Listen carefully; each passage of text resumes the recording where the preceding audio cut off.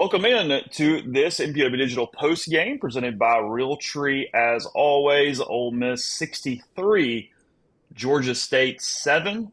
Vaught Hemingway Stadium for this one. Rebels at Kentucky next week. Today, the Rebels had their way with the pretty hapless Panthers. Jeffrey Wright, Tyler Siskey already in the stream with us. Very possible they take over for a few minutes here in a second. But first, we'll get you guys going. We'll talk a good bit about Ole Miss and Georgia State. Also, interesting day around the SEC, especially with some of those high-profile games, including Bama laying a clunker in Tallahassee this afternoon. Before we get any further, though, tell you about Realtree, Realtree.com, the place to go. They got a Labor Day sale going right now. They will help you out with not only your hunting apparel, but lifestyle apparel. And they are here with us, and they will help you as well. And hey, we got some giveaways this season. They're gonna increase in value as the year moves on. But we're gonna start off tonight. We got a Realtree.com gift card to give to somebody. And here's what we're gonna do on that is we are going to give that away tomorrow.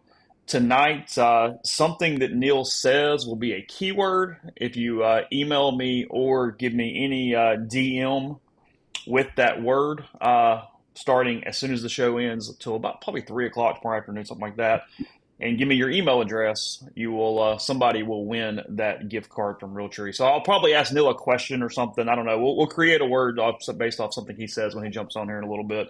That would be the word to send me, and you will win there from Realtree.com. So we appreciate them. As always, gentlemen, Austin Simmons, 20 for 31, 341, 3 touchdowns, 2 picks, one his fault, one not his fault. A lot to talk about. I thought there were a good many positives, but I'm gonna kind of tee you guys up here. Siskey, you mentioned it right before we got started. What do we make from the run game and the offensive line protection and rushing for the Rebels here tonight? It's so hard, man. That was a bad team that got worse. Probably there were individuals who probably didn't stand out. Because I'm basically I'm just calling in basically, so I don't have any ability to put it on. Yeah, the stream's crashing.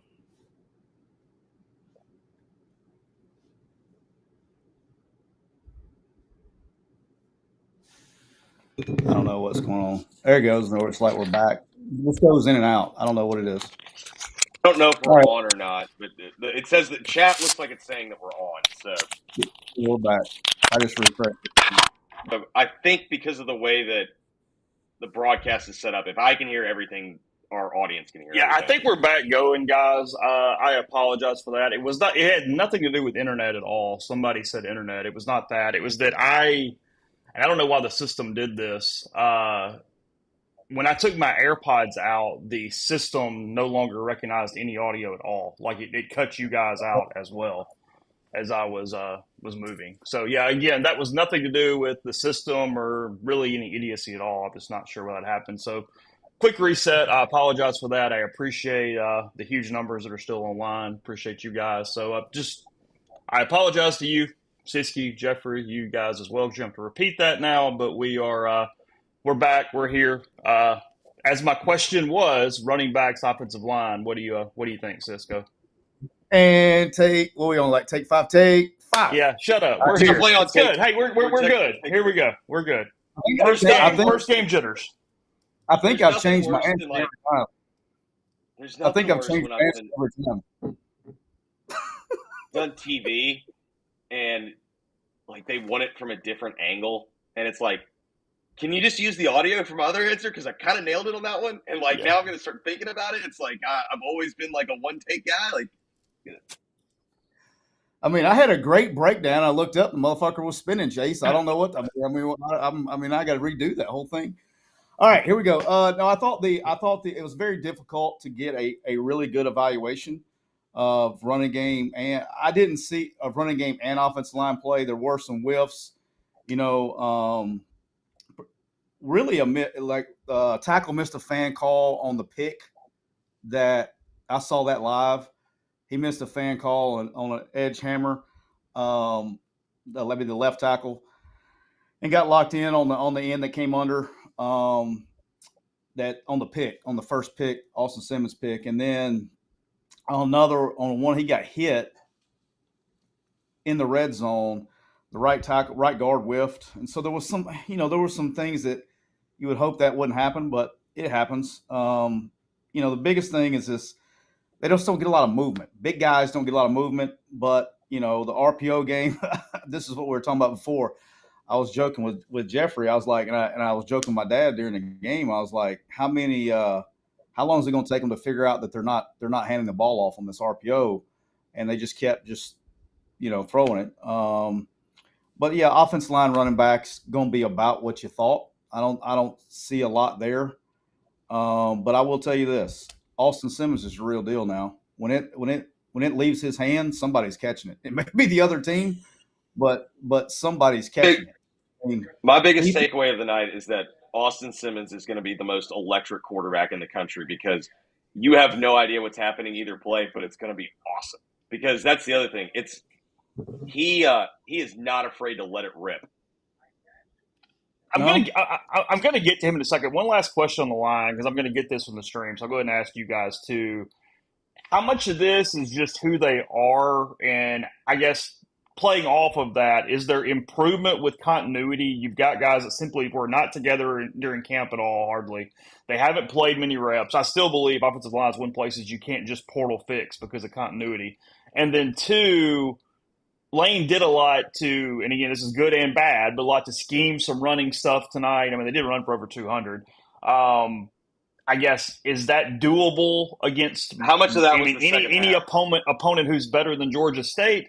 And then in dovetailing off that, what does Ole Miss have through one game in Kewan Lacy, who scores 3 times? He's the third Rebel to score 3 times in a game, all rushing since 2000. Ben Jarvis, Green Ellis, and Scotty Phillips, the other two. The first person to do it in an opener since Artie Moore in 1996. So a couple stats there in that category. But yeah, so offensive line continuity, time fix it all. It is who they are. Can they scheme around it? And then what do they have in Kewan Lacy? I'm just okay on offensive line and running back play. I'm just okay. I think they got dudes. Receivers are the real deal now. Those guys are good. I mean, they got a really good set of receivers. All make great plays. All can roll. Good ball skills the whole day. I know there were a couple of drops, but they still have good ball skills. I thought they can play.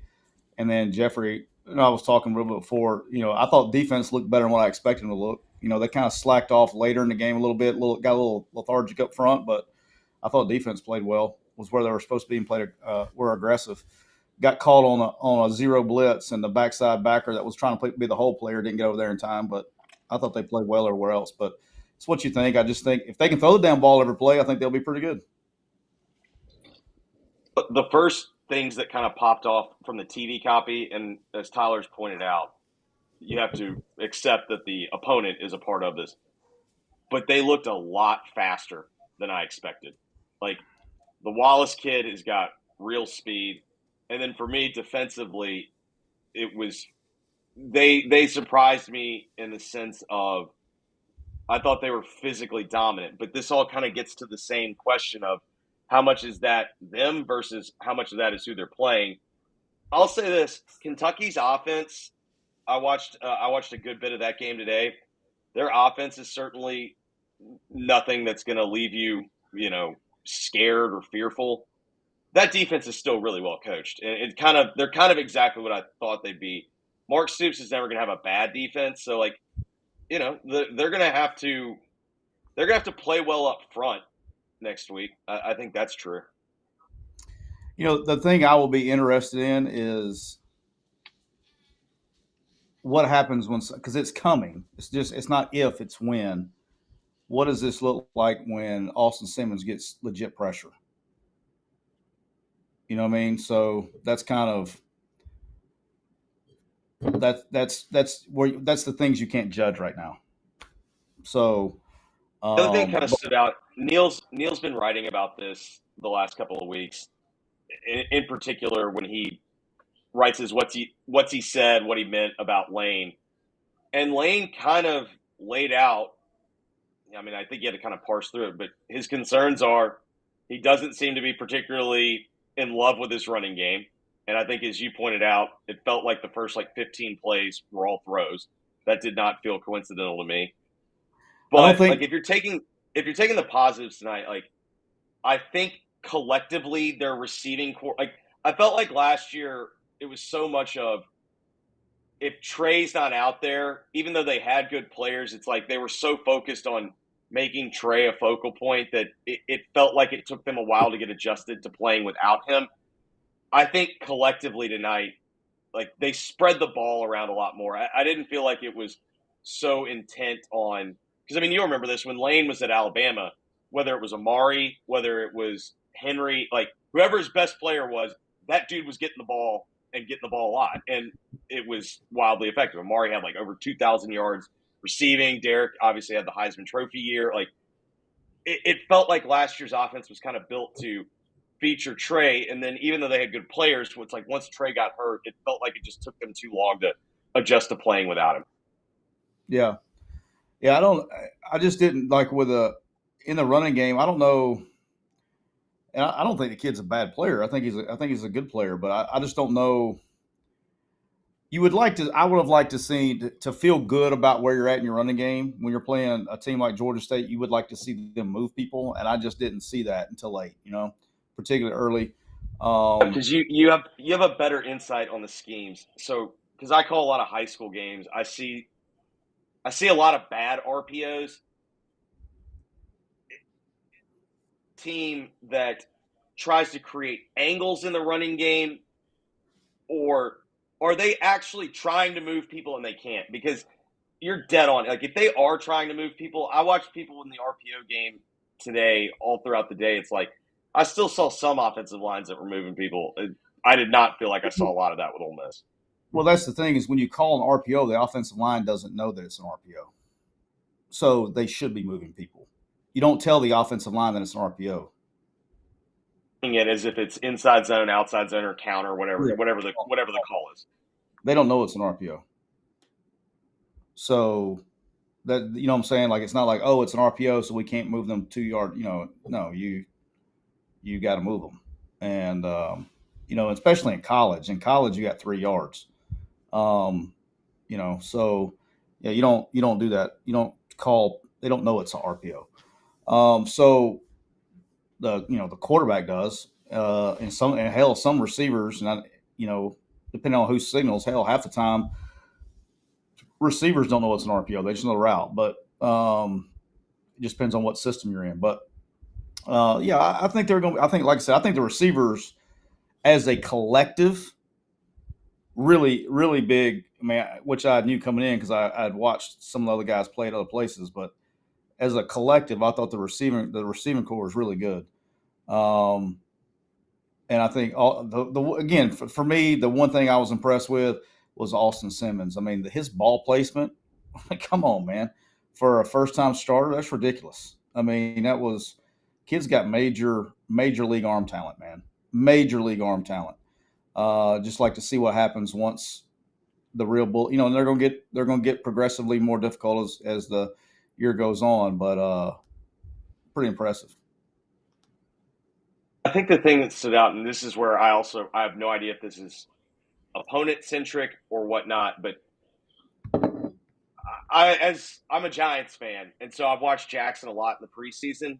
And the thing that really struck me about him as he got into the preseason is he was getting rid of the ball much more quickly. He was letting it rip. And obviously in the NFL, you got to throw on time. That's the whole deal. And I understand that. But I felt like comparing Austin running this offense to Jackson running this offense, I felt like at times last year Jackson would kind of wait, and make sure what he really wanted was open and then let it rip. I do feel like Austin tonight it felt like everything was – the decision-making happened at a much quicker rate. Did you feel the same way? It would be hard. I was there live. I was watching other things. I felt like he was going through things. Now he'll stare it down now. The thing that he's got to improve on, which he will. I mean, he'll get much better. I mean, it's his first start, but the pick in the red zone. They were in too high, and they were in a 3-man flood concept, and he just stared it down, and they had nothing to hold the backside safety who was playing poach on 3, and so that was a free pick, and I think I may could have picked that one off, but there's things like that he's got to fix, because that'll get him. But that's what we've talked about all season. The kid's immensely talented.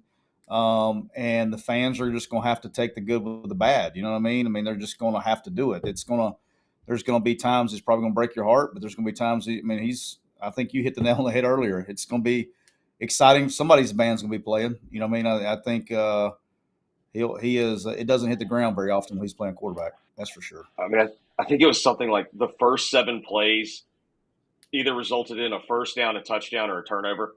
Like it was like something happened. Like, I mean, at one point they were averaging like 17.5 yards per play, but it was only 7-0, and they'd had the ball 3 times. It's like that doesn't happen very often. But I mean, I think that will be the big question moving forward. Is clearly one of Lane's concerns, if you've listened to him during the preseason, is how well do they take care of the ball. And I mean, like, to me, like, the way that I could look at it is, all right, one of those picks was his fault, the other one wasn't. After that, it was pretty clean.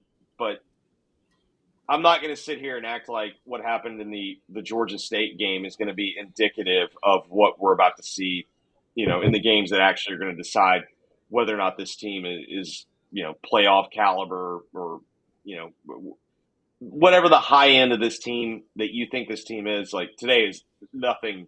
There will be no indicators from today for me. Yeah, and you guys kind of hit on it, and I'm probably maybe just, or you at least alluded, so, and it may have said it completely. I was going there. I think I'm back now. I think we're good. But he got better as it went, even after those pretty poor decisions early. I mean, you have to give him a little bit of credit just mentally and being a third-year guy to not freak out in the moment there. You do the one thing you've sort of screwed up in camp the entire time and not see any kind of backside coverage there when he throws that pick. And then after that, it looked pretty clean from my vantage point. He did. He definitely improved as that game moved on for Austin Simmons here tonight.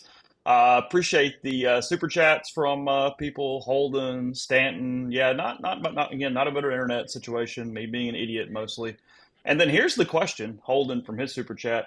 Is nobody good? Is everyone average? We can get out and talk about the league a little bit today. Some surprising stuff, even some of the mismatches, not necessarily blowouts.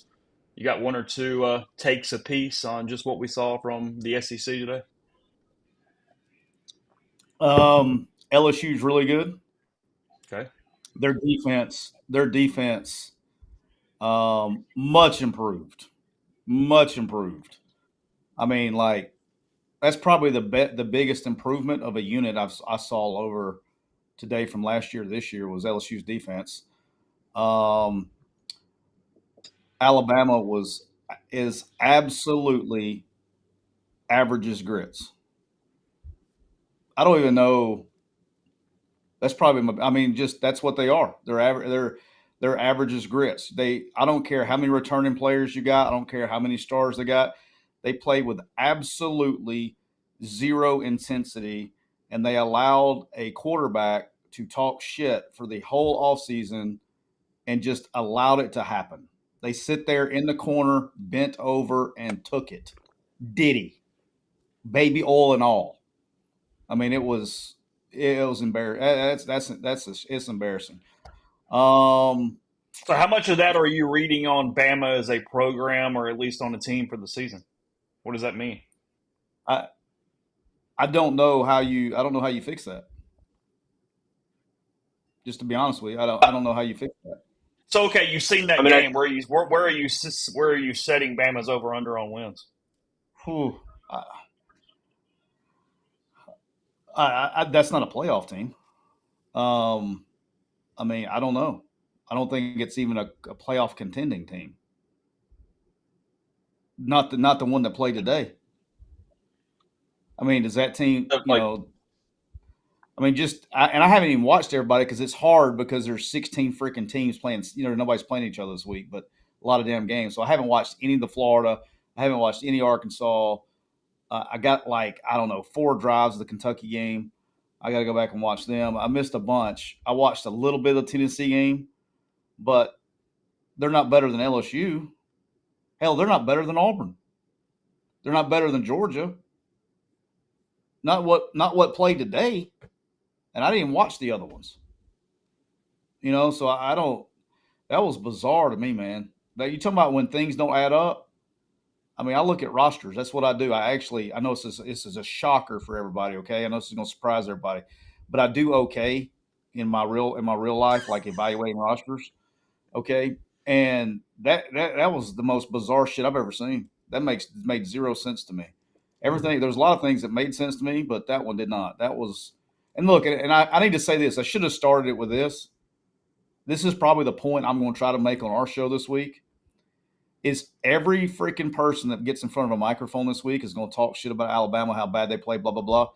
The whole thing should start with how good Florida State played, because you don't need to take away the ass kicking that Florida State gave them. You got to give them credit for that.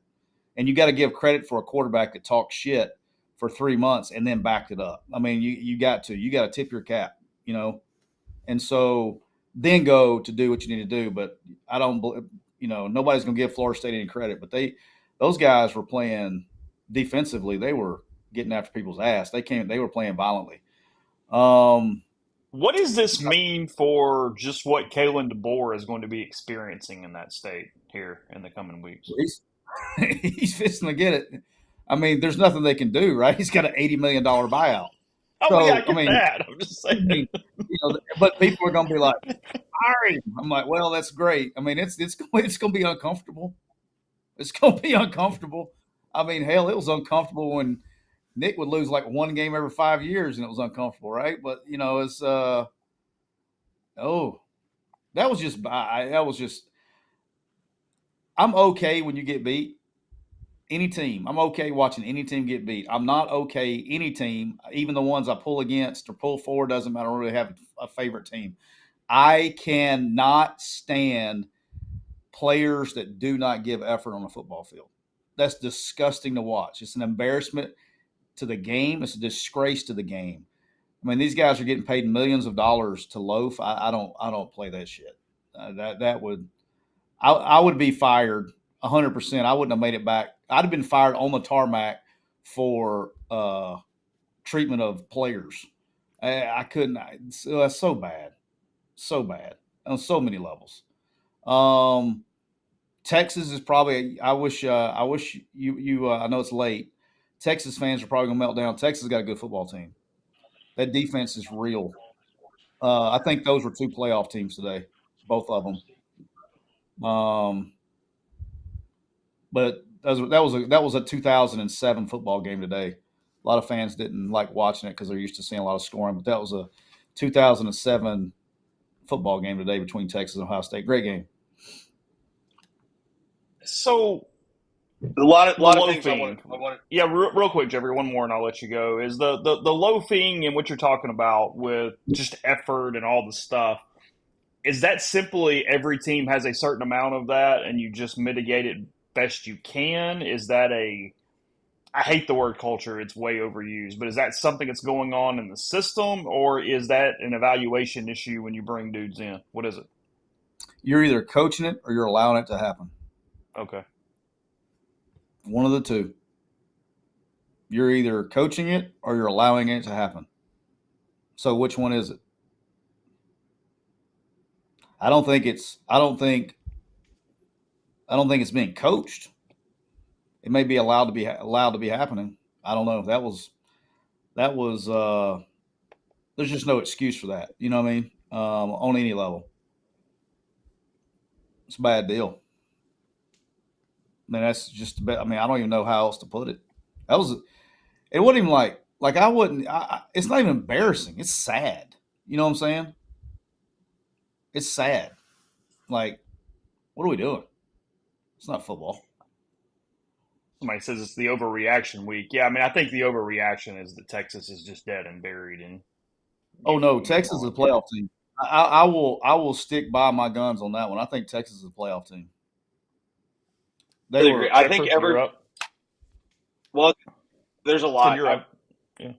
Yeah, I pretty much co-sign a lot of what Tyler said. The other thing I was going to say is that, we do this move of when a guy is a good play caller and for whatever reason it doesn't really work out as a head coach, whether it be job or whatnot, people wrote off Chip Kelly as a play caller and as an offensive mind.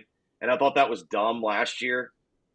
I think what we saw today is this is a really good job for Gus Malzahn.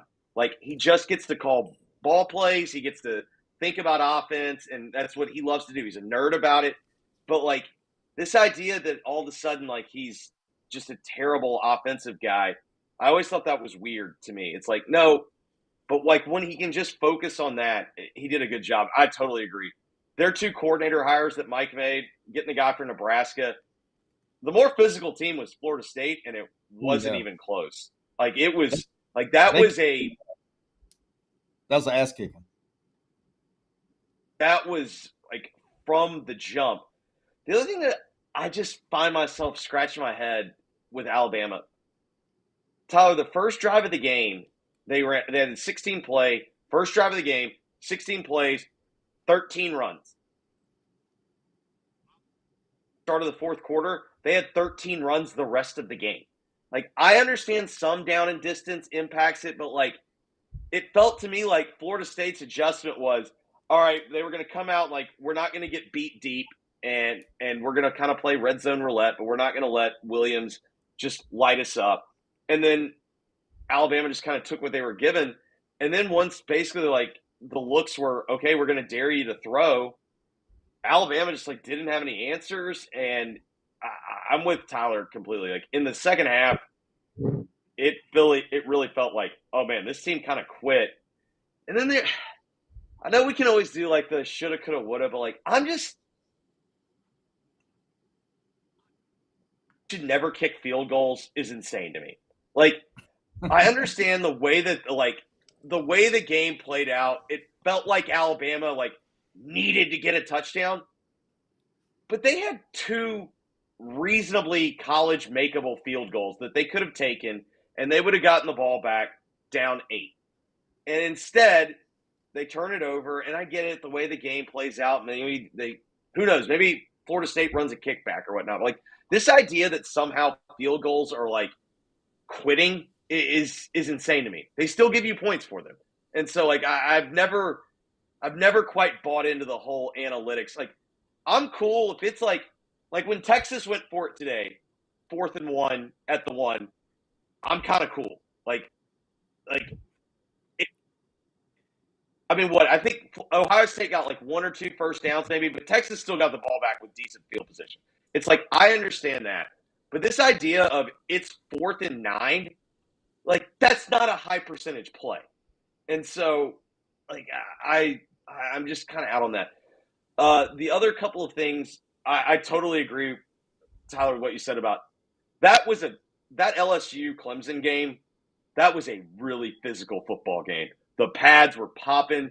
Both defenses were playing fast. Both defensive lines were getting after the other offensive lines. And my biggest adjustment today, Tyler, I think that's the best game I've ever seen Nussmeier play.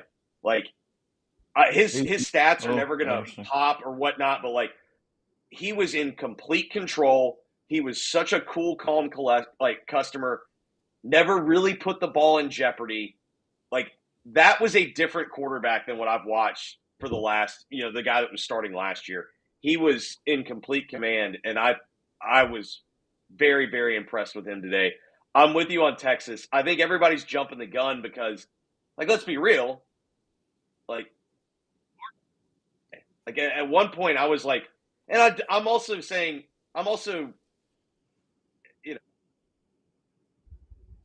no, it's not entirely on Arch. What I definitely think is also true is for what Ohio State, to me, the biggest thing is because I know there was some conversation about whether or not Hartline gave up play calling in the second half. Apparently that was somewhat of a conversation. I'm kind of fine with that. Ryan Day, if he has to call plays, whatever. He's done it before. They'll be fine. I actually thought what was impressive today about Ohio State is I think there were some questions about whether or not Matt Patricia would have an adjustment getting into college football because some stuff works in the NFL that doesn't work in college. The fact that they were able to run the coverages that they did. I mean, 1-3 for Texas that I missed because I thought the way that secondary played and the fact that Ohio State was able to control the line of scrimmage and basically just say, like, we're just going to play coverage, like, that was wildly impressive. But I'm with you, Tyler. Like, I think everybody's so focused on the fact that Texas didn't look good offensively that everyone's kind of like, unbelievable player. He's going to not go catchless, but like they being the reason they lost this game. And so I still think Texas's defense is so good that, man, if you're writing them off today, like, I think they're going to very much be in it. And their offense, I think, is going to get better because they're going to kind of start to figure out what they are. But I mean, I think the big story that everybody wants to talk about, like, very sped up to me. Mechanics, but like anytime the throw was under 10 yards, his footwork, he never threw from a good position. He was either off his back foot, he was throwing off his front foot. Like, he never looked comfortable. And I think everyone just kind of focused on, well, Texas's offense doesn't look good. I'm still with you. I still think that's a good team. The biggest adjustment, and hand up, I talked myself into Alabama being a lot better this year. And you are 100% right, Tyler. Like, that's an 8-4 football team. Maybe. So, quick super chat catch up. By the way, Jeffrey, your AirPods go in and out just a touch. It's not awful, but I was about to ask if that was me or not. I was about to ask. No, it was him. He out, but I was letting him finish before I distracted him to fix it. Daniel Green, do you know what happened with the guy still in the chain pregame? Yeah, that was an interesting one there. Did you see the video here, Siski? Oh, I'm fill me in. I don't know this. So Ole Miss was going into their tunnel during the little walkthrough thing, and one player from Georgia State walks over there, starts crap, and literally steals a chain from, I think, Xavier Harris.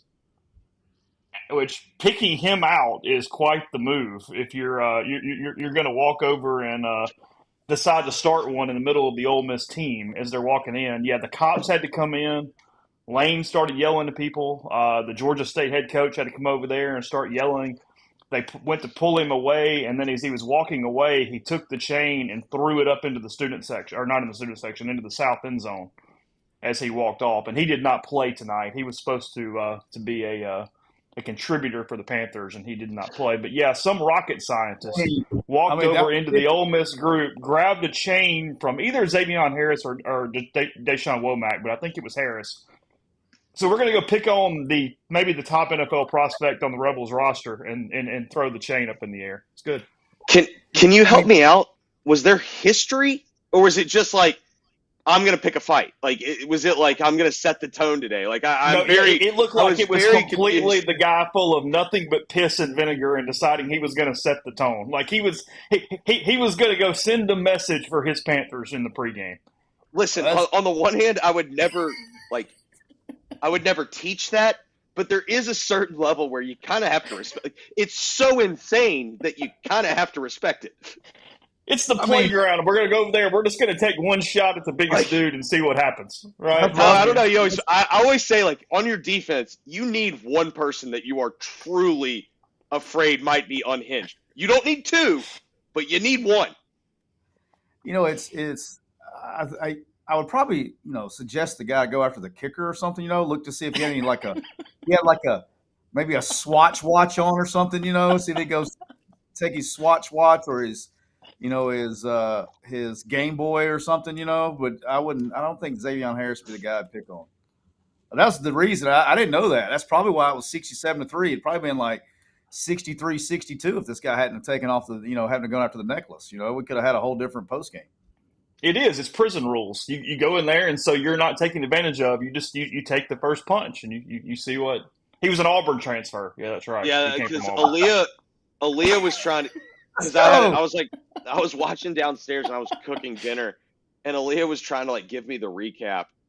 Needless to say, I did not get a good picture of what exactly had happened, other than I got the idea that somebody did something incredibly stupid and he didn't get to play the game. Hey, who's this ass clown in the chat? Will you grab your doll and show everybody where I touched you? Did I hurt your feelings, Sunshine? Mark, what's his name? Markow?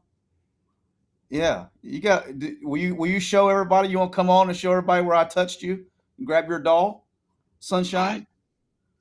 Well, I learned well back in 2013. I don't read the chat. Like, Okay, Rebels, these guys getting paid millions of dollars to loaf, all-time Cisco, wicked, quote, I saw Ole Miss's right guard completely whiff a block, give up a sack, and not pick the quarterback up. That's concerning beyond the poor OL play overall. I think the other thing, so if we're still, Tyler, who knows what, Penn State played Nevada, so let's be real, who the fuck knows? I didn't watch any of that yet. There's nothing you can learn from that. I still think the theme for this year is going to be the best teams are trying to figure it out with their quarterbacks, with the exception of one. And this is why maybe LSU, top to bottom, their team isn't the best team. But where I think they're going to make up for it, and they might be ahead of everybody, is if this is the Garrett Nussmeier that's going to actually be playing this year, like they might have a significant advantage. Because think about it, the two most experienced, the reason why people like Clemson and the people liked LSU coming into the year where they had experienced quarterbacks that had played a lot of football, those two things were not the same tonight. Like Nussmeier was clearly in a different league than Cade Klubnik. One stat here, I don't think anybody said this yet. It's coming from a super chat from Holden. Since 07, Bama favored by 14 plus. Saban 131-2. Deboer 4-4. Well, no, I mean, Tyler, you could answer this. When is the last time that Alabama lost 4 games in 14 games to unranked teams? Like that's the stat. It's all 4 of his losses are to unranked teams. Oh, I don't know. I mean, I'm not an Alabama fan. I didn't grow up an Alabama fan. I grew up an Auburn fan. So but what I'm saying is like, think about it. Like, there's no way that stat applies to Nick Saban. So at the minimum, I saw a tweet that said like, I guess he's 9-5 as the head coach.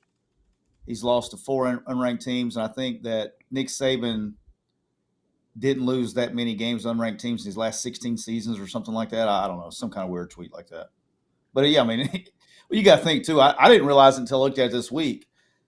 Like starting in 2011, Nick Saban won 11 plus games every single year for the rest of his career, the rest of his time in Alabama. So, I mean, he's not going to lose many games. Well, I mean, like, think about it. The Saban down year after whatever is to your point, after the 07, Saban's down year was what Alabama was last year. 9-3 and went to the, either the Outback or the Citrus Bowl. And then he'd use that as an opportunity, whatever, basically told everybody like nobody's job is safe. And then they would beat Michigan State by 60. And then all of a sudden they'd turn around and be a national title contender the next year. Yeah. I mean, it's wild, man. I don't know. I'll say this, and Tyler, you'll have a better grasp of this. I found myself wondering today,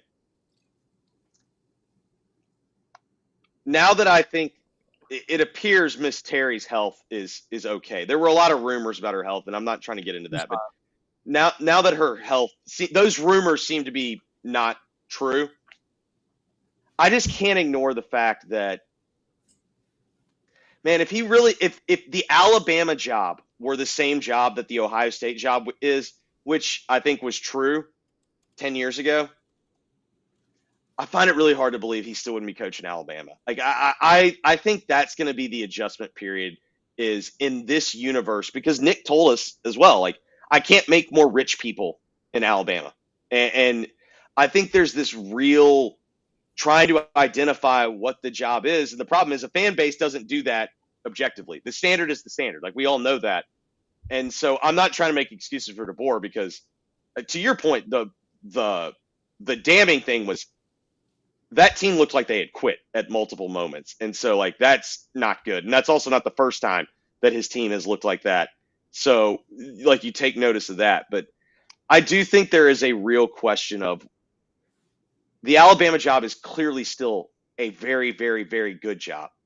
But is it still a top 5 job? I lean no. I mean, Go ahead. I don't know how we would rank them. I think it's also impossible to define right now. Yeah, in today's right. That's what I'm saying. In this universe, yeah. Are we rev share? Are we NIL? Are we NIL go? What are we? Right. So are we allowed to break the rules? Are they like whatever? Like, are we? Yeah. It feels like everyone's just arguing with their own legal department. Can we use state laws? Can we not? What? It's like I told somebody the other day. I was like, if NIL go has any teeth at all, and they're fisting because they've laid down the law. So if they enforce anything, then there's going to be some teams in trouble come 2027. But I guess we'll find out in 2027. Jesus Hates the Zone, one of our morning streamers every week, says, Tyler, let's be honest, if it wasn't Alabama or the FSU quarterback, it was Micah Pettis pushing it to a level that Ole Miss coaches just couldn't get out of him. I didn't watch a snap of him. I didn't watch. God damn it. He had a false start and a hold. And when they said that's Micah Pettis, the Ole Miss transfer, I was just like, I've seen that one before.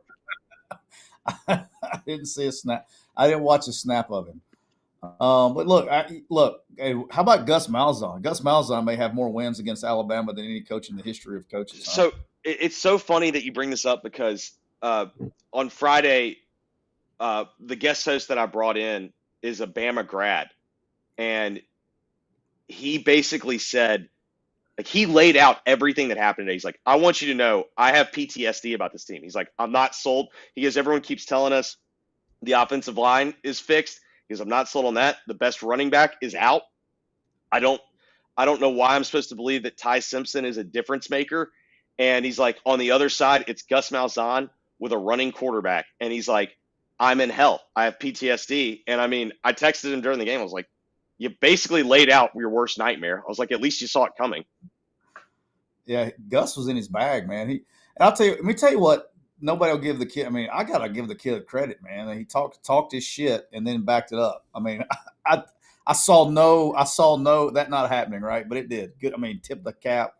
Good for him. But you know what he does a really good job of is when he breaks contain or whatever, and he starts, whether it's a run play or pass play, he gets like an extra 2 to 3 yards by jumping and falling forward.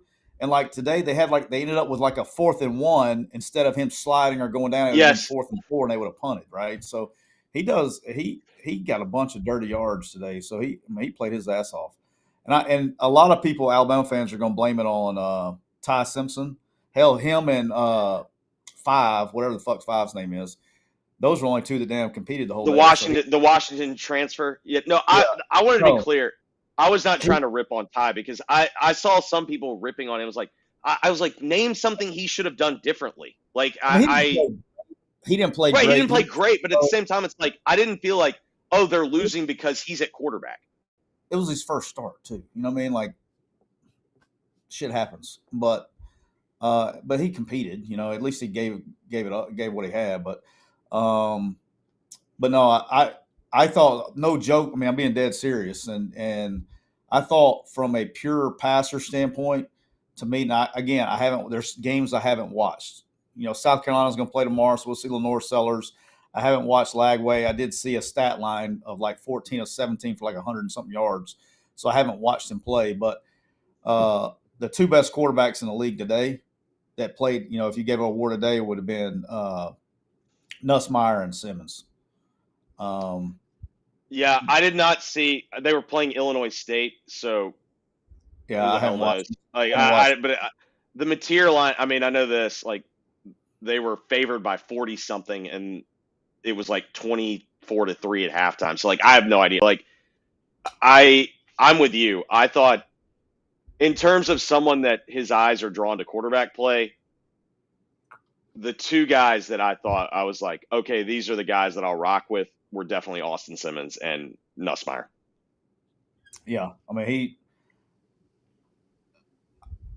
it's been a long time since I've seen. I don't even know. I'm trying to remember. I really like the kid, man. I don't. No, I he's don't know. got something about it, like, because I was telling Aaliyah this when they were interviewing him afterwards. Is like, man, there's just some people that kind of have the it factor, and Austin Simmons seems to be that guy. Neil McCready joining the show here has made it home. I'm gonna let you guys talk in a second. You can interview Neil a little bit about what's going on, but first, Neil, what was your first bite of food today? What did you have? What was the item? A Triscuit. A Triscuit is the word for our giveaway. That is the answer here. We are giving away a Realtree.com gift card. We had to come up with some kind of word. So Triscuit is the word. Once the show I want to ends, say, yeah, can I add one thing? yes. I'm so glad that he picked that, because anytime in the 7 years that I worked with y'all, whenever we'd go to Neil's house, Yes. Neil just had a box of Triscuits sitting on that little island counter that he in his kitchen. Like, there would just be a box of Triscuits the whole time. Like that's it's what exactly when I think of your house, I think of Triscuits, which I want to be very clear, I'm in favor of, but I just think of Triscuits. I mean, it's a very versatile crowd. Triscuit is the word. Once the show ends tonight, here's the deal. You can DM me. You can DM Neil on any of our platforms. You also can send me an email, chase.parham@gmail.com, neilmccready@gmail.com. Pick any of them, one of them, whatever. Say Triscuit. Send us an email address. Tomorrow afternoon, I will pick one winner. You will get this week's Realtree.com gift card. We'll announce it all over social media. We'll contact you. So, again, it is Triscuit. Neil, I'm going to let you guys talk to them for a second. We'll explain why I'm doing this after the show, trying to produce it best I can. But what did Lane Kiffin say? Just give me some overall thoughts on the evening. I think he was pretty happy with his team. Obviously, he scored 63 points. I mean, look, the other team was bad. I mean, they weren't good. Lane continues to try to say, hey, they're a lot different than they were a year ago, more talent, et cetera. It's fine. I think he really liked most of what he saw out of Austin Simmons, except for the one throw. He had 2 interceptions. One was, I want to say Kudus, but it may have been the other guard, whiffed on a block, and so he got hit. Would have been a touchdown, according to Lane. The second one, he did what we all saw him do, which was he stared down his receiver, didn't see the safety come over, pick.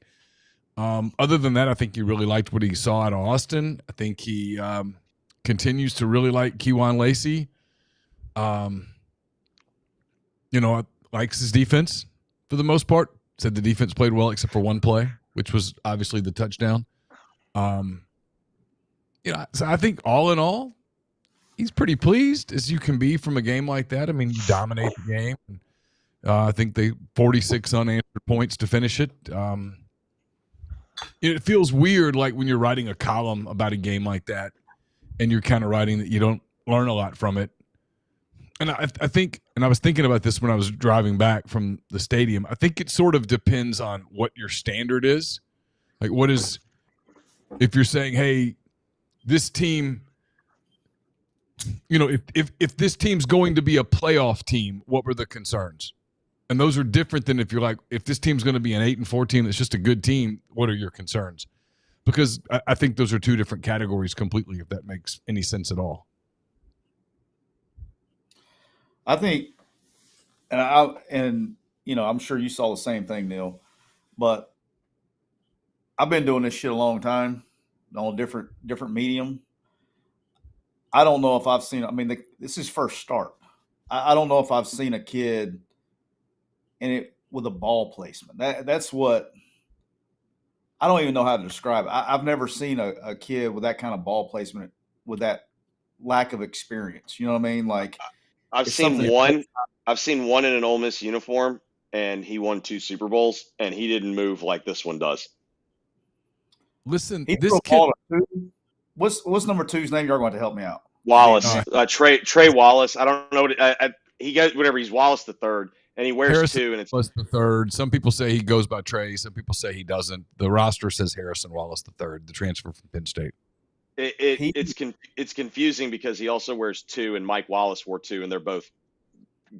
how I kept hearing about Penn State's wide receivers being a problem. How could they not get that guy the ball? Hey, all I know is he threw a ball to him. Kind of, it was probably. Here's the thing. All right, it's like he makes bad decisions on where to go with the ball, but he can put the ball in a spot that it doesn't fucking matter. Does that make sense? Exactly. Like, yes, he does 100%. things. You're like, oh shit, don't throw that. Oh, great ball. I mean, it's just I can't. Again, Neil it's can gonna bite him some. It'll bite him some, but it's going to work out some too. And it's not even. I mean, it's just the percentage. It's just a low for a normal human. It's a low percentage outcome, and he makes it look really easy. And again, it's Georgia State, but it's not. It wouldn't matter if you're running routes on air. Some of these balls. I mean, like you would be like, damn, good ball. I mean, it's impressive. I think if this team doesn't achieve its ceiling, it's not going to be because of Austin Simmons. I would concur. I would concur.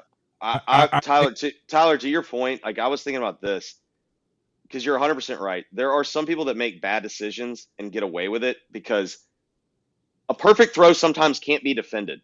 And I always think back to Neil said, I was at the game and it was Eli's junior year and Auburn jumps out like 31-7. Ole Miss didn't tackle Ronnie Brown once.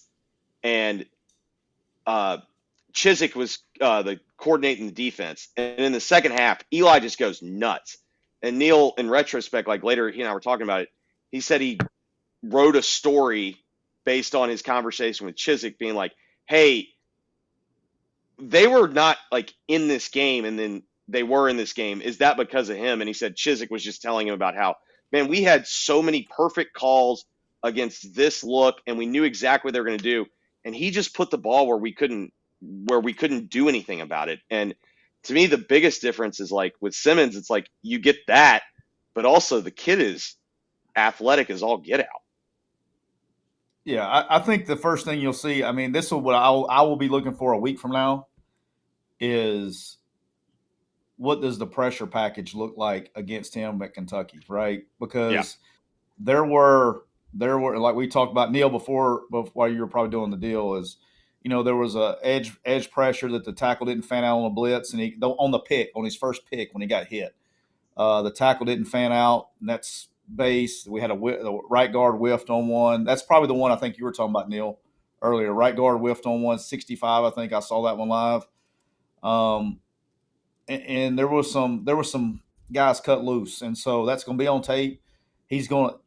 I will tell you this: I would be shocked if Stoops says, "Hey, I'll tell you what we're going to do. We're going to sit back here and let him try to pick us apart."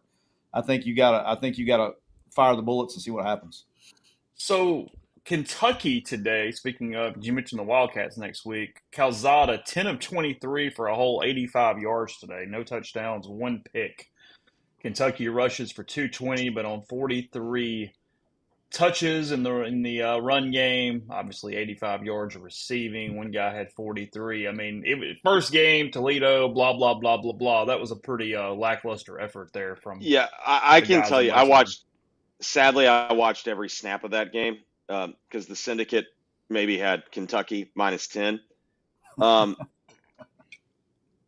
They are running like it doesn't get called a triple option offense, but they're basically running the triple with like they're running the same stuff that Vanderbilt runs with Diego, where it's RPO, but like he's not trying to push the ball down the field and whatnot. So, but I think there was this thought that maybe like Kentucky's defense was going to be worse. I still think that was a well-coached physical defense. And again, Toledo adjusted, but Toledo is consistently one of the best programs in the MAC. Like, I'm not saying that they're not. Do what?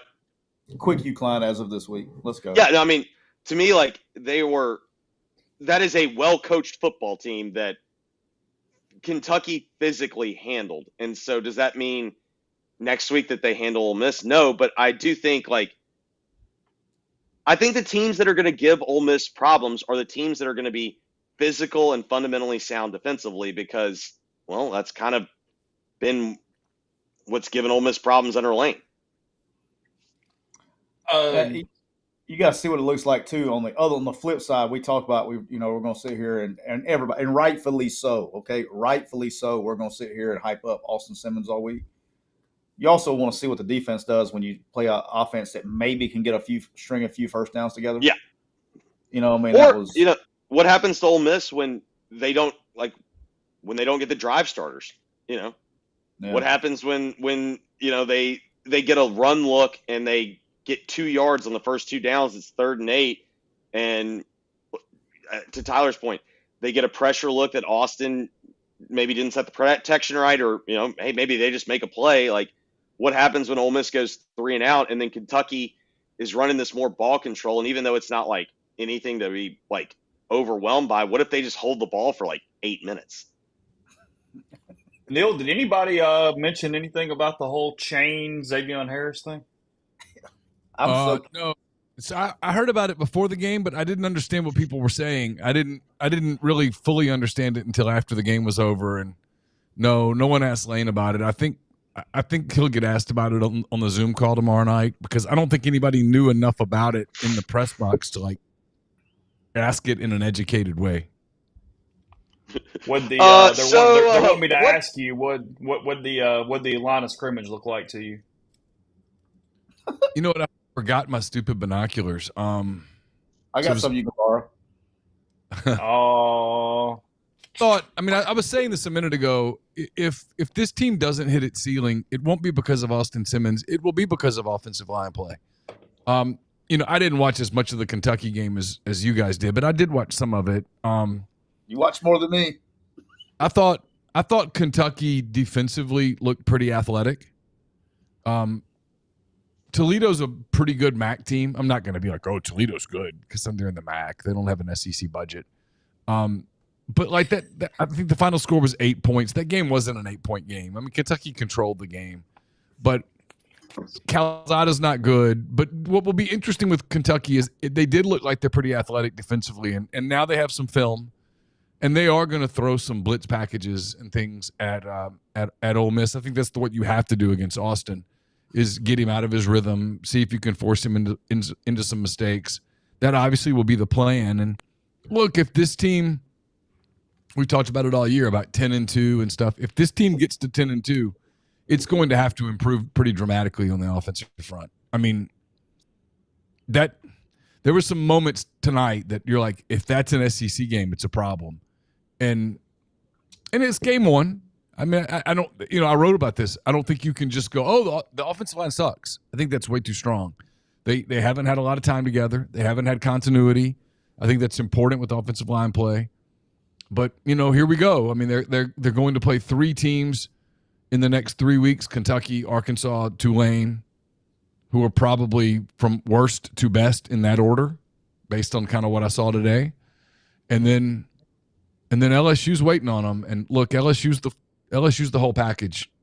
I had that game on my computer in the press box tonight. LSU's good. That's more than fair. And hey, congratulations on your money line hit. Thank you. It's good to get one. I got Tyler. You can congratulate me. I found 4 different ways to put them on the money line tonight. But I don't know. Let's just say I really needed the Tigers tonight.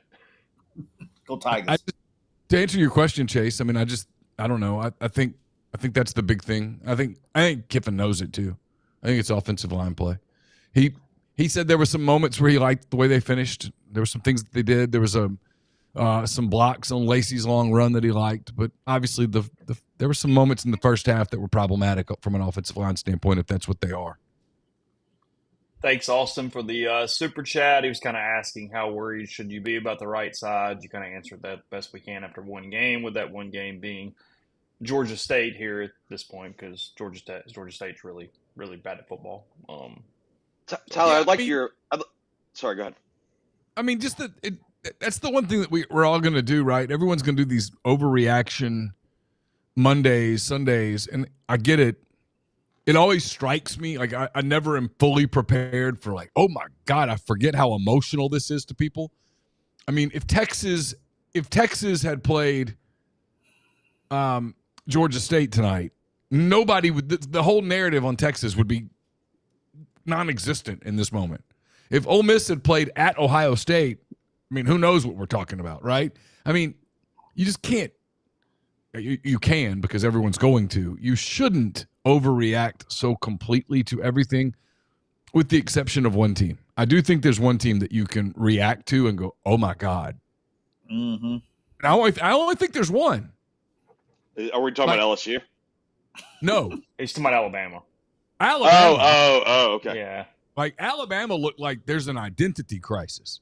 With Texas, I mean, if Texas converts 1/4 in inches, it might be a completely different game. No, I mean, you're preaching to the choir. Both Tyler and I both thought the takeaway of everyone's saying Texas is done and sucks. We're like, we did not see that. I mean, Texas had their chances. Texas had chances to win the game, several chances to win the game. And Texas, despite playing like ass on offense, they're really good on defense, from what I saw. Yes. You know, I mean, Ohio State's very good. I mean, they won the national championship a year ago, and they have impact players on both sides of the line of scrimmage. I thought they did a good job of managing the game once they had the lead with saying, I don't know. Like I said, I mean, look, the way we do this, he sucks, so Cade Klubnik sucks. I mean, we were joking. We were waiting for Lane to get there. I was watching the end of the Clemson LSU game on my computer in the team room, and it was like, okay, so if Klubnik scores here and then Clemson wins late, then Nussmeier sucks. Is that how we do this? And we were like joking about it. I mean, the truth is, those kinds of high-level games, someone has to lose them. The one team tonight that I've seen, I mean, even like Baylor included, the one team from this weekend that has to do some serious soul-searching, and it might not be enough, is Bama. Siski, Arch, or Simmons for this season? Ooh, probably depends on what offense. Ironically, I think Austin would be better in Texas's offense than Arch. Arch is going to be fine. He just got weird, man. He got I'll answer it. Back like got releases, short hops and balls. He's going to be fine. But like, did he throw the ball? Does he throw the ball as well as Austin Simmons? No. Is he more athletic than Austin Simmons? Yes. Can he run the ball better than Austin? Yes. But I think he's bigger too, right? He looks bigger to me. No, he's bigger. But like, I don't know if I would pick anyone right now in college football if I had to say, hey, I need you to make this throw. I don't know if I would pick anyone in college football over Austin Simmons, much less Arch. Like I don't look. Y'all, everybody knows my past. I'm not a big Ole Miss homer here. I'm like the anti Ole Miss homer guy, right? Like, the guys can fucking play now. I'm just telling you, the guy can. Like, I mean, look, I've been accused of a lot of things. I do know what a quarterback looks like. The guy can fucking throw it now. I'm just telling you. I was pulling that clip for social, and then there we went, the F-bomb right in the middle of it. Like, I had it in my head. I was writing down the number, and Siski just – Hey, I'm just first sources. The F-bomb does not hurt social media clips. It helps. Okay. But like Neil, to your point, I was texting with Topmeyer during the Clemson LSU game, and this is another thing, and this is not – I do not believe in the SEC ref conspiracy. I've just watched so many SEC games. I think they are horrible, and I think that they are – if I hear one fan, you can pull this for clip. If I hear one fan from any team talk about the SEC screwed their team, hell, the SEC screwed their own team tonight. Now, like the whole weekend. Yes. So there's no question. The Ohio State game, I don't think Texas got a lot of calls, but tonight, I actually weirdly think it worked out because this was also the classic. You can tell college football fans that don't watch NFL that have no idea about the Des Bryant catch and realizing, like, literally we had the same situation happen in the Clemson LSU game where it was the Des Bryant play, and nobody knows what a catch is in that scenario. I weirdly think it somehow actually worked in LSU's favor, even though it did end up not being a touchdown. They got 3 makeup calls right after it. But this is my whole deal. This is the highest profile league in the entire country, and they know they have an officials problem, and they refuse to do anything about it. and I understand they've had good crews that have retired and moved on, but like you can pay and you can get the best officials. You choose not to, and this is why I've never bought into the whole conspiracy element of it. It's like I've watched this my whole life. They're the worst officials of any major conference, and it's not even close. You know how I know this? The NFL just picked off officials from every league. Do you know which league had donut officials taken? The Southeastern Conference. They were so bad. I mean, they were AC. I mean, they were screwing their own teams. I was like, what are we doing? You know, it was almost like I almost got the feeling like, you know, when like Greg McElroy covers does an Alabama game, and he goes out of his way to try not to be a homer for Alabama.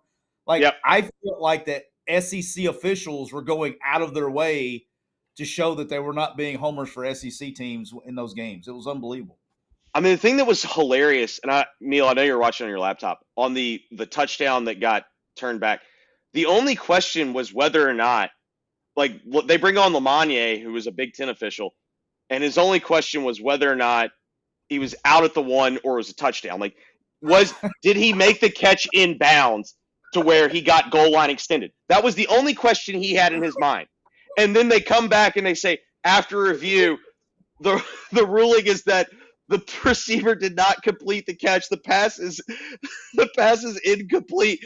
And Lamagna, like, they just cut to him. He's like, I don't know how they got that. Yeah. The guy basically ran a marathon in the end zone before he hit the ground. And he took 3 steps.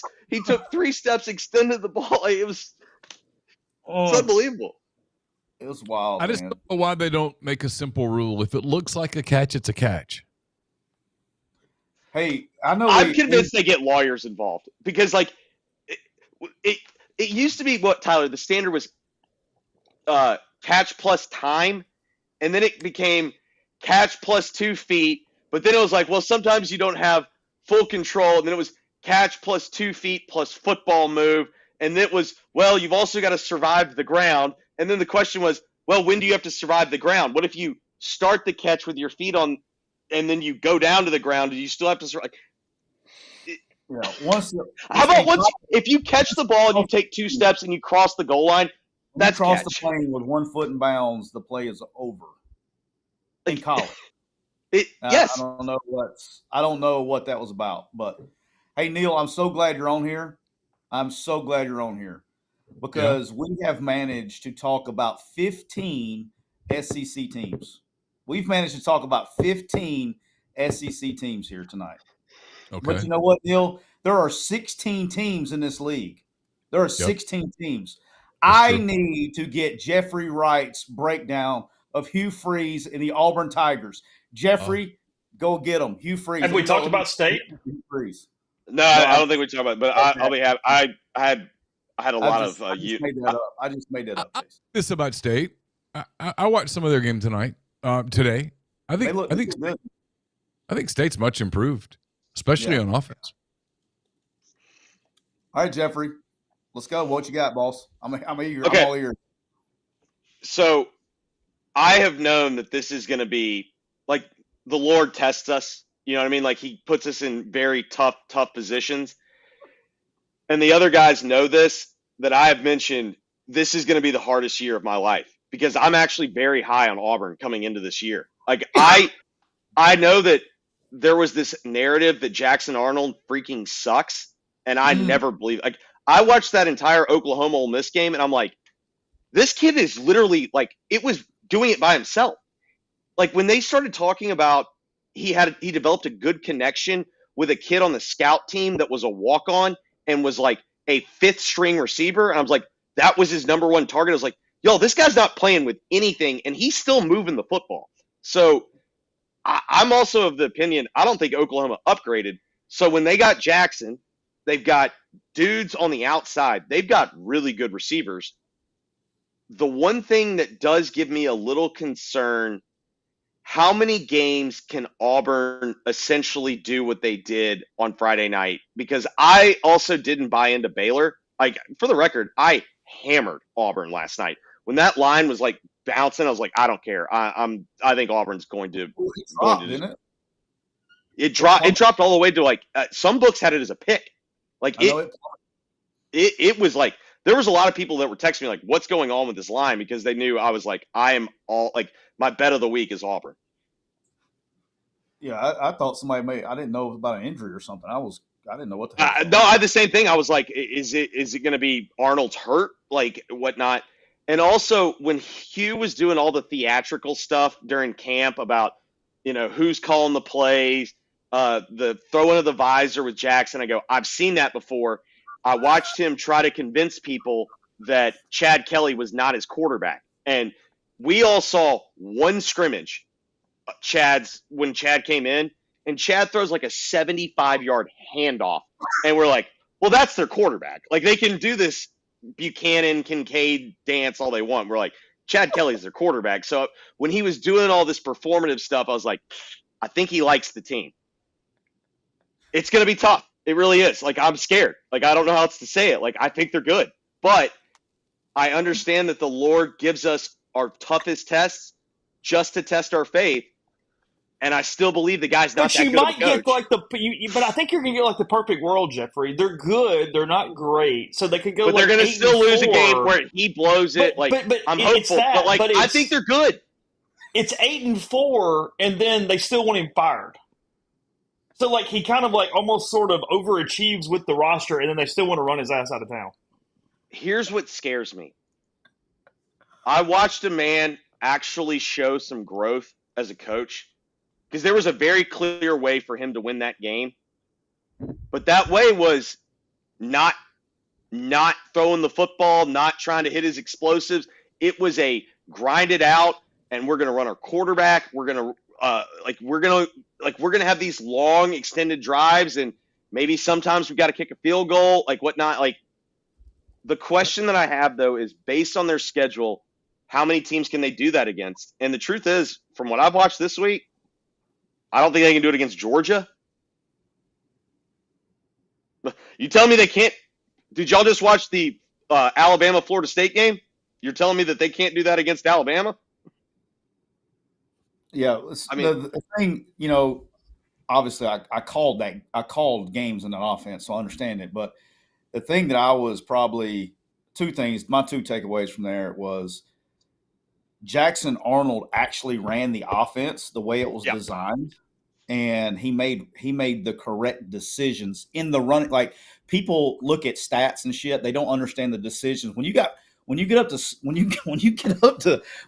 get ready to take the snap, and you got a choice of 5 different things that you can do on this play, he made the right decision every time. He ran the offense, and I may or may not have talked to somebody very close to the call sheet after the game last night, and was like, dude, the guy they wouldn't. He said Dave Aranda was being stubborn as hell, like he was not coming out of too high. He was not going to let us throw the football downfield. And so, but this is where you got to credit Hugh, because I think this is somewhere in the past he would have tried to press it and try to get the guys, the Cam Coleman. I totally agree. Stayed on plan, and he just shoved it right down their throat. And they averaged 7 yards a rush and 7.9 yards on first down. I mean, why would he throw it? You know what I mean? Like in the past, I think he would have. Now, well, it's funny. It's funny that you mentioned that about Dave, because a couple of our buddies, Ross Dellinger, Andy Staples, and Godfrey, now all have a podcast together. And Dellinger did a sit down, like he went down to Waco and did a sit down with Dave. And the thing that's funny that you mentioned about that is that Dave, I guess last year, realized, hey, people are now starting to figure out my defense. And he specifically pointed out, he's like, when we play Hugh, he has answers, like they call them beaters or whatever. I forget the term that Dave used for essentially, hey, we're scheming up a one-on-one and we're taking a shot. And he's like, I've got to have answers for that, because if I don't have answers for that, we're going to get killed. And the funny thing is he was so focused on stopping that it left them vulnerable to where Auburn, like to your point, I totally agree with you about Jackson.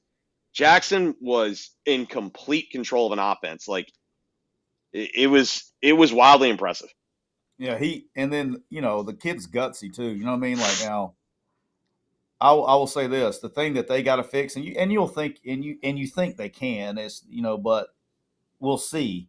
That may have been the worst tackling performance I've ever seen on defense. I mean, they couldn't tackle. They were like an eighth grade JV team on defense.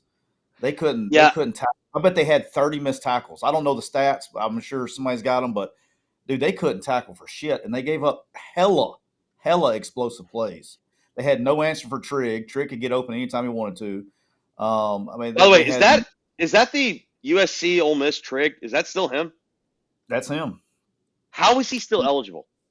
I don't know, but he could do whatever he wanted to. Now he dropped a couple, but dude, he looked the part. He passed the eyeball test, but they couldn't. They were good. They played 7th season. I mean, I think you can just play forever. Might as well, right? But like, that's the weird thing is some guys can play forever, and then there's other guys that they're like, no, you can't. I was like, well, what's the difference? Like,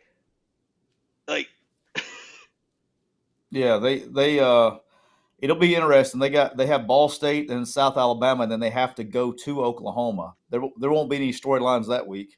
Yeah. Well, no, but I mean that's the other thing is like Oklahoma plays Michigan next week, and the game ended up being kind of close, but like I'm fascinated by this Oklahoma Michigan thing because everyone that says Underwood, quote unquote, looks the part. I have no, like, to your point, Tyler, I don't really care what the numbers were. Like, I have no idea what they ended up being. But he is a freak. Yeah. No one. Austin, thanks for Super Chat. Says no disrespect to the man, but I think people who take Joel Osteen seriously need to reevaluate who they look up to. Hugh needs to do that ASAP. Well, he only looks up to one person. It's the mirror. Super chat from Dub Jr. How to explain the Alabama OL misevaluation? We can't have a show without a zinger from Jeffrey to Hugh. I told you I'm scared. Like I don't know what do you want? What do you want me to say? Neil knows this. This is not an act. No, he's inviting him under his tent. I've told Neil this is going to be a brutal season for me because I think they're good. Like, do you realize how many text messages I got? I'm calling a freaking high school football game, and the Auburn game is going on at the same time. My phone's just going zzz, zzz, zzz, zzz, how conflicted? Like, and everyone is just, dude, you've got problems. Dude, you got problems. I'm like, y'all, I know. I've been here. Like, I know it's going to be bad. How conflicted were you when you had to bet on Auburn? So, no, last night was not going to be the issue. When I'm obviously going to be on Oklahoma in 3 weeks or whatever. What did he say? What is it, game 4? When I'm obviously going to be on game 4, that's going to be the problem. He gets like an emotional hedge, though, when he bets on Auburn. Because it's like, hey, I'm going to win if he wins or I get the law. Like, it's – there's a this hedge was there. I also – my only like, okay, if we're like, like when you know you're wrong, but you'll still spend some time. Like when you're trying to convince yourself that this girl who's everyone hates and everyone knows she's wrong for you, but like, yeah, but like, gosh, she's still pretty hot. Like, the one thing I can tell myself is I don't think Baylor's that good. So everyone did this move of Baylor won their last 6 games, but like when you go through it, it's like, there wasn't anything like super impressive. And then Baylor played that Texas Bowl against LSU and trying to win the game and just got absolutely smoked. So like, the one saving grace is maybe there's some overreactions because Baylor, like, it all comes down to like who was the opponent. Yeah. But yeah, no, I'm scared. Their offensive. Well, so that was the other thing because I was driving back from the game and I was Sirius had the Baylor radio call on whatever 84, and whoever their color guy was just like the whole time he's like, guys. Because at this point, the game was like, it was a 1-score game. He goes, we've got problems. He's like, they're 5. He's like, they're just mauling us. And it's just, he's like, he's like, if we can't create any kind of penetration, he's like, none of this is going to matter. Yeah. It was amazing that, Hugh ended up calling the whole game and only played one quarterback. Isn't that funny how that works out? Wait, Hugh called the whole game. He didn't call first down. He called the whole game and only played one quarterback. Oh, okay.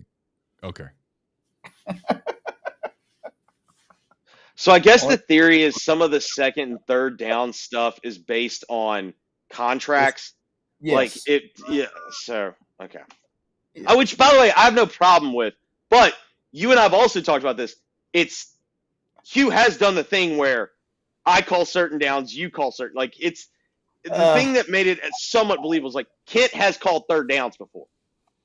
So it's documented he called every down? Like he said that afterward? Per sources, I feel very confident about that. Well, they got a dub. So yeah, of course they won. So yeah, he called everything. Come on. He did. I have that from multiple sources. I got multiple sources. My all-time favorite though, that was when they played Auburn in 2015 and the offense looked like shit, but they still won the game. When Ole Miss played Auburn in 2015 and the offense looked terrible. That was a week where Hugh had really spent a lot of time working with the defense. You'll never guess this, but the next week they played Arkansas. And I don't know if you remember how the 2015 Arkansas game went. And we came into post game and we were asking like, hey, we know you've been working with the defense. He literally stopped the question and was like, I didn't work with the defense. I was only with the offense this week. I was probably too busy getting my teeth kicked in. Had nothing to do with what they had going on over there. I don't know what you're talking about. Nope. So, I do think, okay, so I actually think this is interesting. Okay. Back to the Alabama thing. So, because we all agree, I think we're all in agree, like, Deboer's buyout, he's the coach. Like, they have no choice. Like, he is their coach. That would be correct.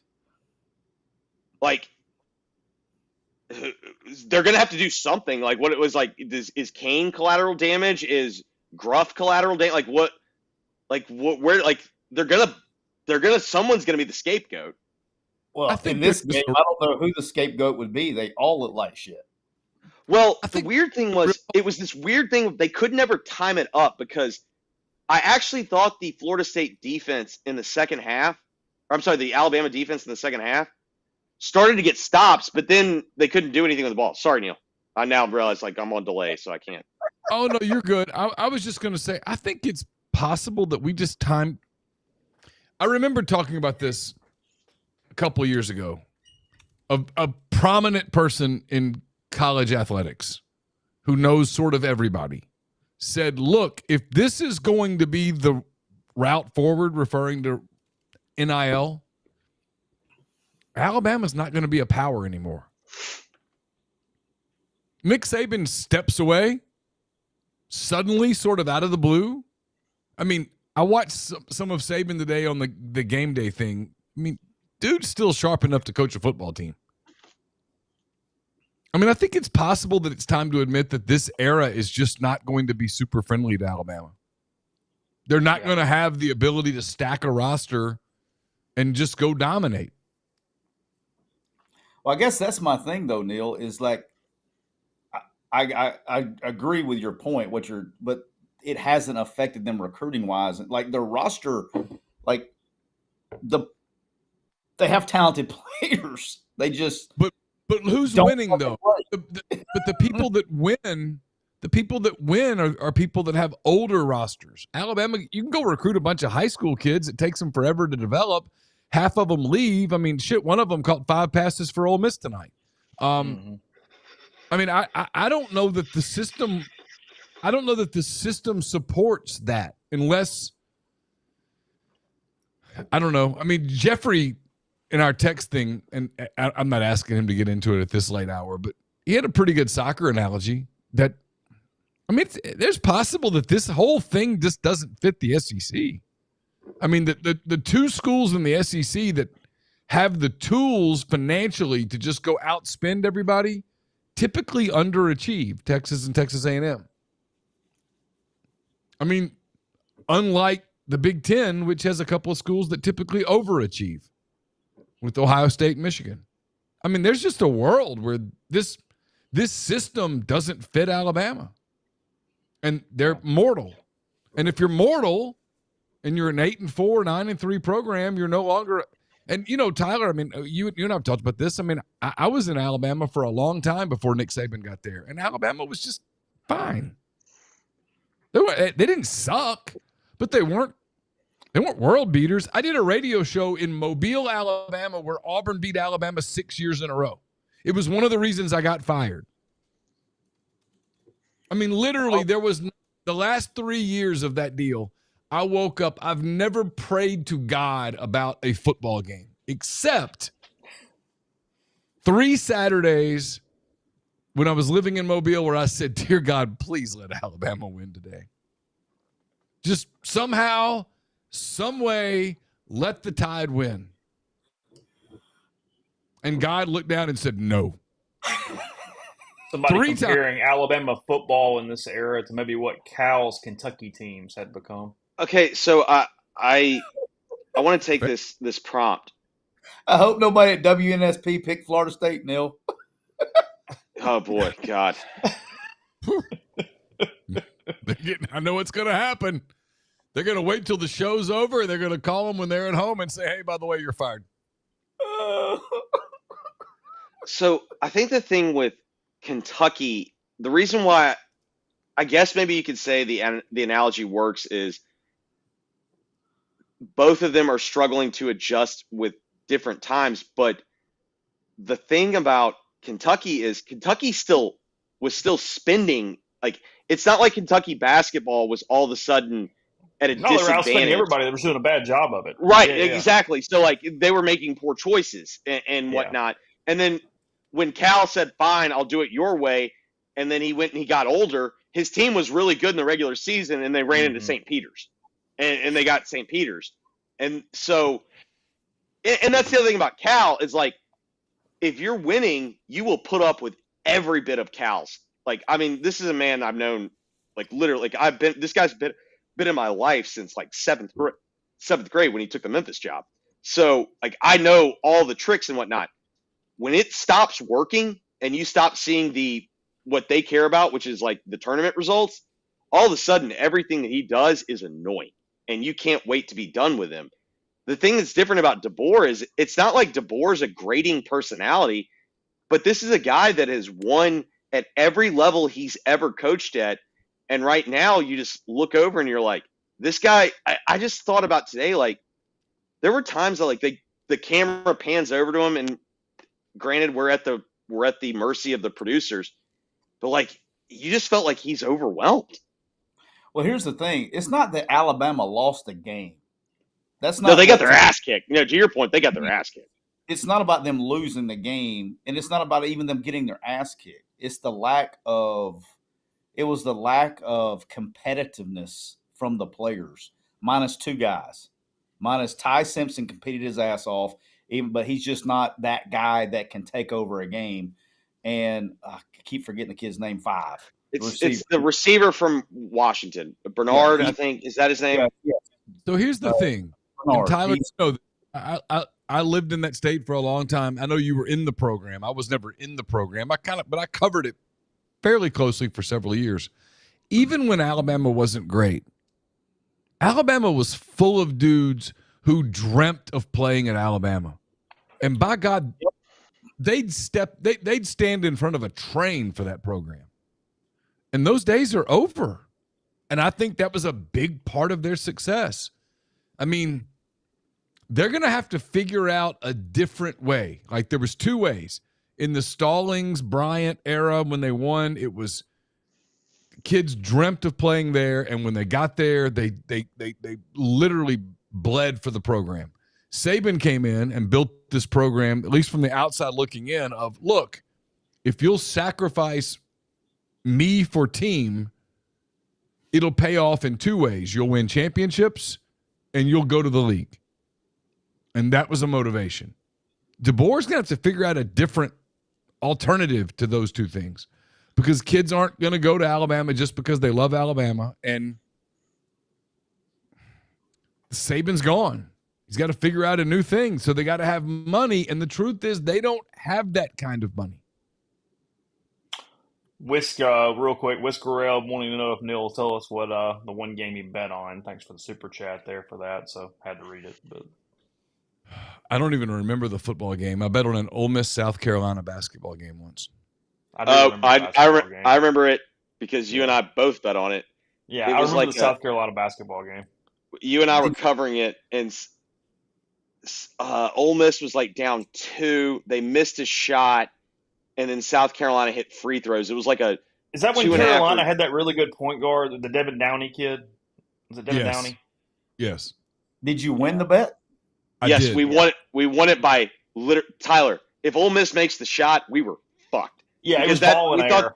We thought that Ole Miss team had quit, and we were like, because it was at the point of the game where media starts walking down to get ready to go to the post-game press conference, and then Neil and I, when we see the shot miss, and then the Carolina kid hits his free throws, like we're having to. Neil literally like takes me by the neck and he goes, "Don't say anything, don't say anything," because he knew that both of us were like he was like, we were like right in front of the student section. We couldn't be like.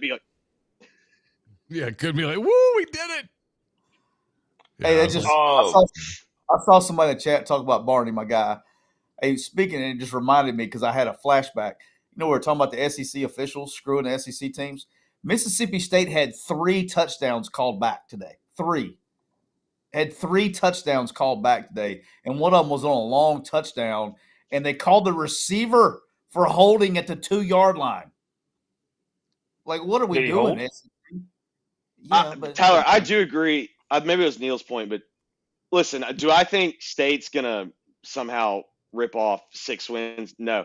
But this idea that State looks like they did last year, that's farcical. Like they have more bodies. They have more bodies this year that at least look like better. Yeah, they were better. I'm convinced that what I wrote 2 weeks ago is this part's right about the bottom of the league. I think State's better than it was a year ago. I actually think Kentucky's better than it was a year ago, and I think Arkansas is better than it was a year ago. Now, I don't think that's going to result in more wins for those teams, but I do think those teams are actually better. Yeah. And this is the problem with the SEC, in my opinion. It's the adjustment is going to be, and I get why this is like nobody can figure out what the talking points, what the narrative is.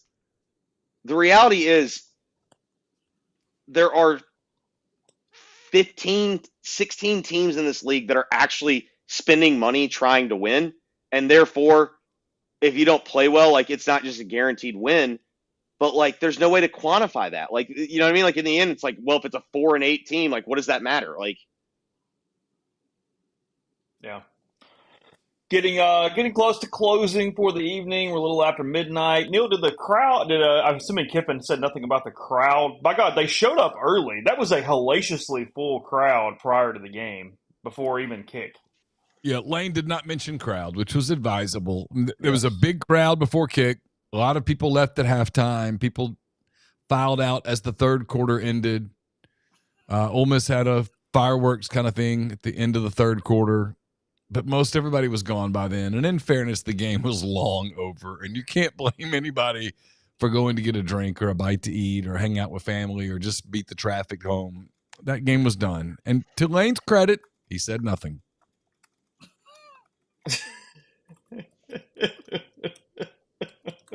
I mean, yeah. Injuries? Did they ask you this earlier? Anything? I didn't see anything, and nothing was mentioned. Okay. Yeah, Daquan didn't play after a certain point, but I think that was protection. Yeah, I think that was just he'd played enough. He got hit on that crossing route. It was kind of nasty. And he took a hit on that direct snap where he was the J.J. Pegues Wildcat too. He got hit. He got hit low, kind of blind. You know, he was looking back for the ball, and he got up. But I was like, damn, that was close. Yeah. Ole Miss, Kentucky, what, 2:30 next week? Is that right? 2:30 Central, 3:30 Eastern Time, ABC. It's not CBS Game of the Week? It is the ABC Game of the Week. Yeah. Damn. Kentucky looked rough today. The Rebels, guess a line before we get done. Guess a line. Ole Miss minus 12.5. Oh, okay. You're higher. I was thinking Ole Miss. I was thinking like 7.5 or 7. 8. Yeah. I was going 7.5. Oh, it's higher than that. Okay. No lower than 10.5. Okay. There you go. Full coverage 24/7, 24/7 Sports, Rebels 24/7. Appreciate Jeffrey and Tyler kind of pinch hitting there for a while. I've had kind of a chaotic last couple of hours, but we made it work. So appreciate those guys as usual. And remember, Trisket is your word. Send an email, send a DM. You got to give me your email address. You got to have some way for me to get this gift card to you. But we appreciate our people at Realtree. Saw Tyler and Bill and family tonight. They are excited about the show again. And excited to help you guys out as we move into the end of the fall. So Triscuit's the word. Get it to me, and you got a chance to win this here week 1. We got escalating prizes leading up to as the year goes on. So yeah, Tulane looked pretty good today. They did, no doubt about it. So we'll talk about all those things and more as the week moves on. Yeah, there you go. So appreciate everybody of you hanging in the stream. We had a little bit of a miscommunication there on the crash. Everybody hung in, had a good time. So thanks, and we'll talk to you again next week.